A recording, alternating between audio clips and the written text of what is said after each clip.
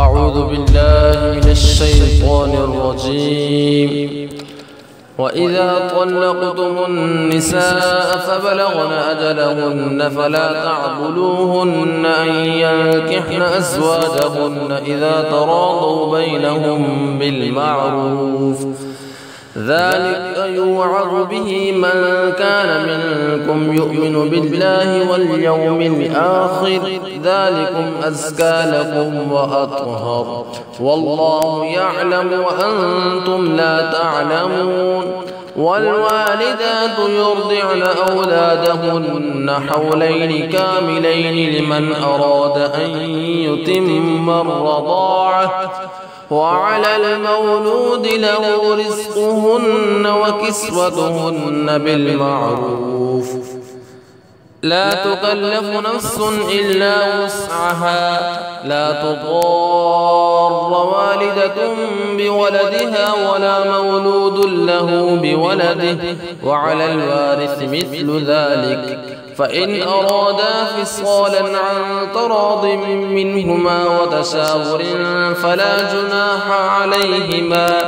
وإن أردتم أن تسترضعوا أولادكم فلا جناح عليكم إذا سلمتم ما آتيتم بالمعروف، واتقوا الله واعلموا أن الله بما تعملون بصير.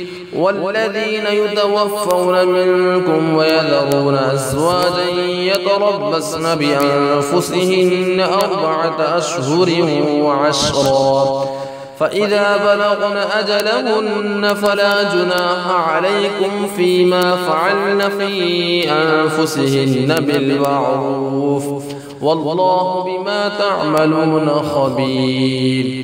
ولا جناح عليكم فيما عرضتم به من خطبة النساء أو أكننتم في أنفسكم، علم الله أنكم ستذكرونهن ولكن لا تواعدوهن سرا إلا أن تقولوا قولا معروفا، ولا تعزموا عقدة النكاح حتى يبلغ الكتاب أجله، واعلموا أن الله يعلم ما في أنفسكم فاحذروه، واعلموا أن الله غفور حليم.